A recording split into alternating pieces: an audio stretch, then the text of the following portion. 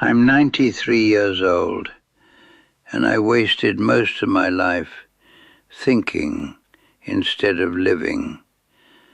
My name is Harold Bennett.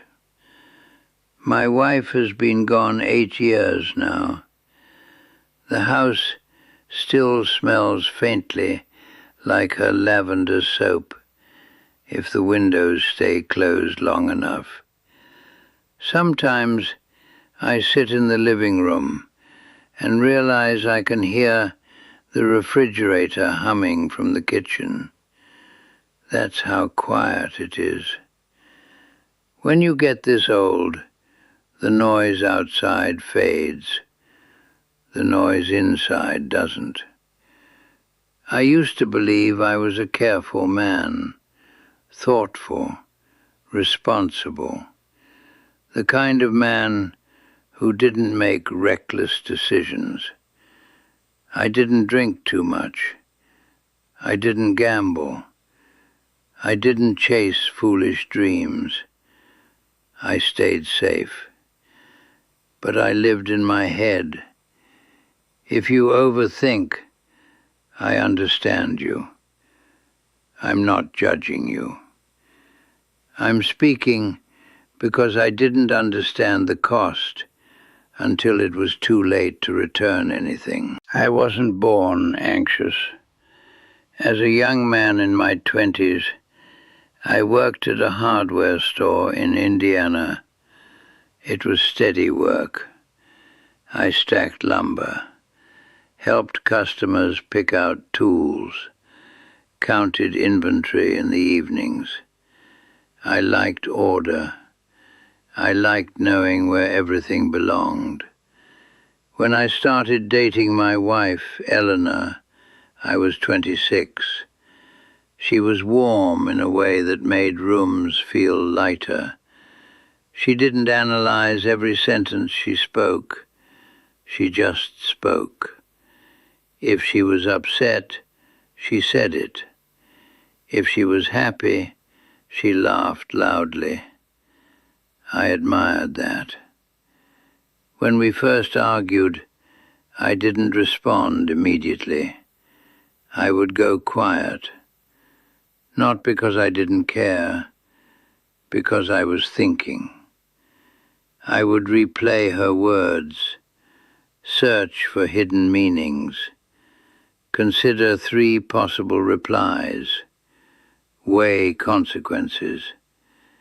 By the time I spoke, the moment had passed. She once said to me, "Harold, it's not a courtroom. You don't have to prepare a case." I smiled at that. Then I went back to preparing cases in my head anyway. We married, bought a small house with chipped paint and a narrow driveway, had 2 daughters. Life moved the way it does for most people. Work, bills, school plays, grocery lists, nothing dramatic. That's the dangerous part. Overthinking doesn't destroy your life in one explosion. It thins it out slowly.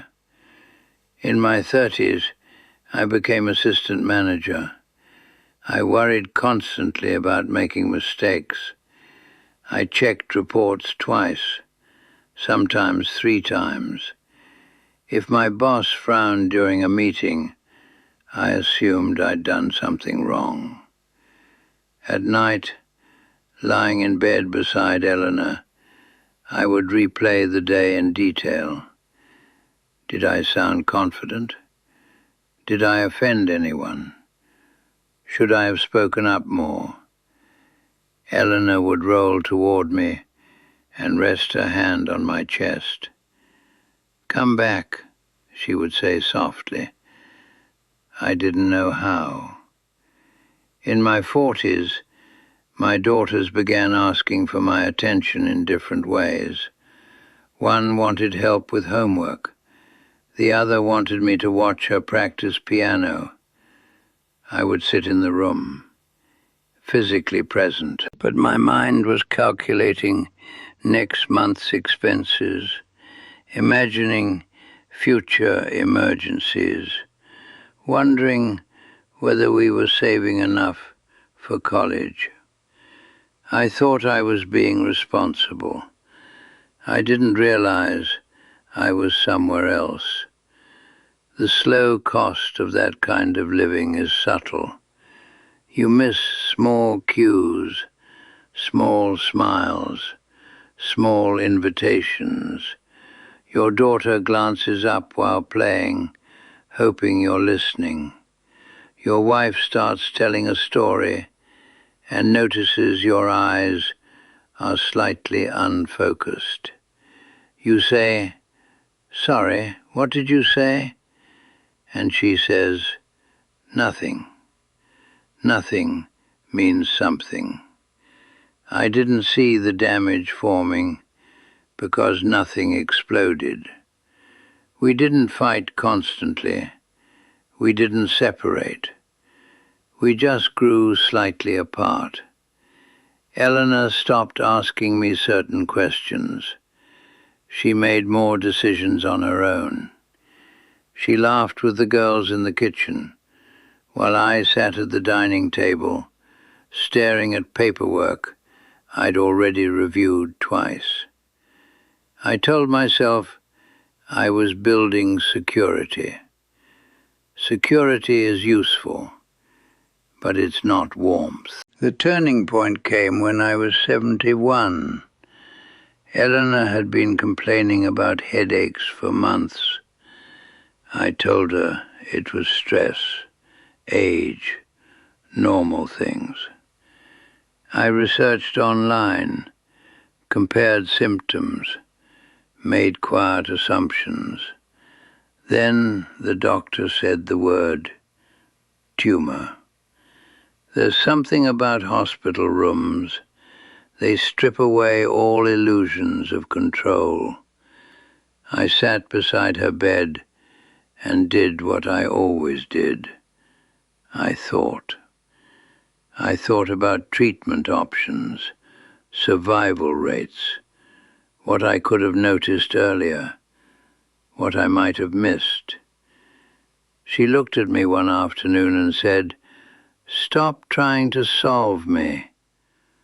That sentence cut deeper than any diagnosis.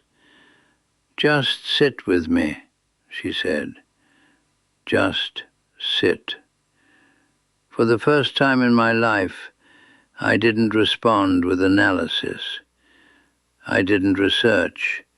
I didn't replay. I held her hand and focused on her breathing. Inhale, exhale. It lasted maybe a minute before my thoughts tried to return. But that minute was different. She passed away the following winter. The house became quiet in a way that thinking could not fill. After the funeral, people left. My daughters went back to their homes. The casseroles stopped arriving.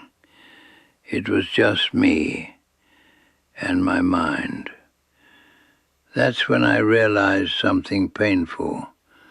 All those years, I had tried to anticipate regret, and I had created it instead. There are things I cannot repair now. I cannot sit through another piano recital and truly listen. I cannot answer Eleanor immediately, instead of pausing to analyze tone and meaning. I cannot return to those evenings and look at her instead of through her. Time is firm. After she died, my overthinking grew worse at first. Regret feeds thought. Thought feeds regret. I would sit in the living room, replaying entire decades. Then one afternoon, something simple happened. I was washing a single plate at the sink, just one. I had eaten a sandwich for lunch. The house was silent. My mind began its usual spiral. You should have noticed sooner. You should have been more present. You wasted so much time. I felt my chest tighten, and I remembered what Eleanor had said. Just sit with me.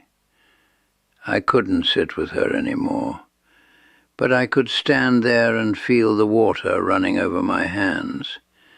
So I paid attention to it, the temperature, the sound against the porcelain, the weight of the plate.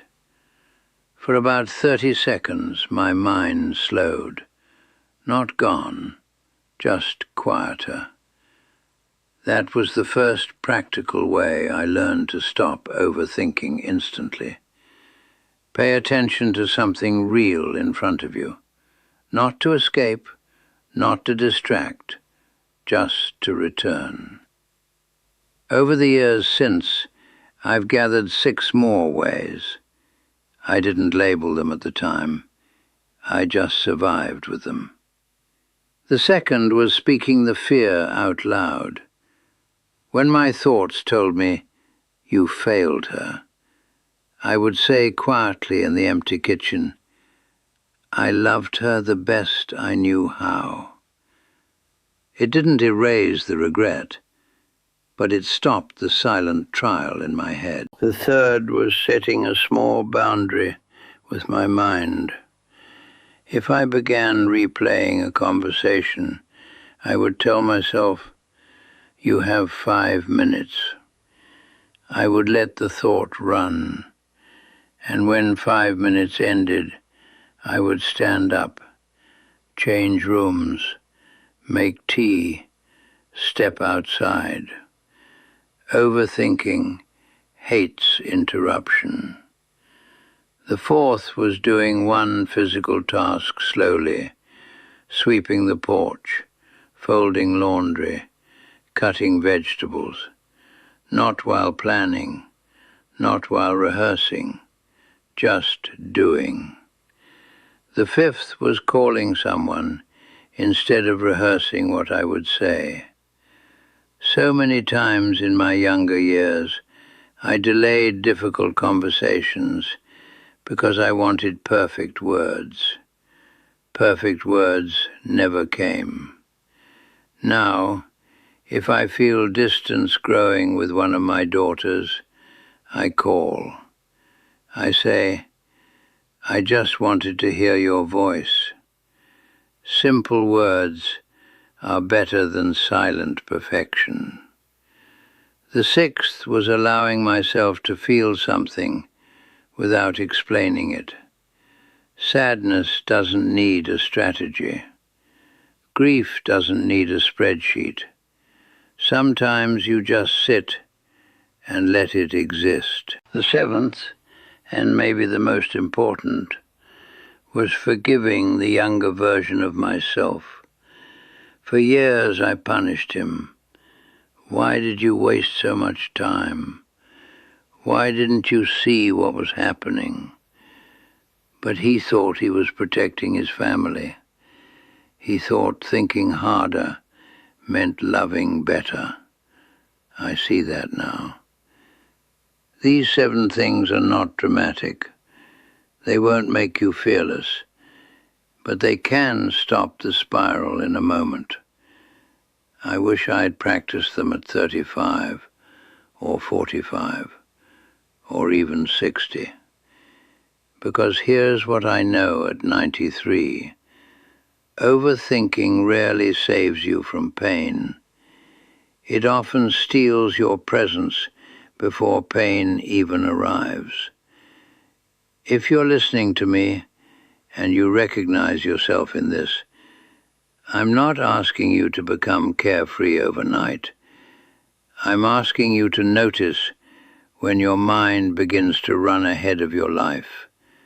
Notice it gently, then return to something real. The sound in the room, the face in front of you, the feeling in your chest. You don't have to fix everything immediately. You don't have to rehearse every future disaster. Most of the disasters I imagined never happened. The one that did, losing Eleanor, was the one I couldn't think my way around. I have limited time left now.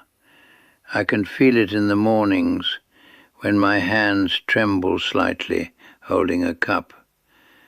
I spend more moments simply sitting, not solving, not predicting, just sitting. If this story means something to you, hold it quietly. You don't need to agree with me. Just consider whether your thoughts are serving your life or replacing it. I am not proud of everything I missed, but I am grateful I learned something before the end. You can stop overthinking instantly sometimes, not by force, but by returning to what is in front of you, returning to who is in front of you, returning to yourself. At 93, that is all I know, and it is enough.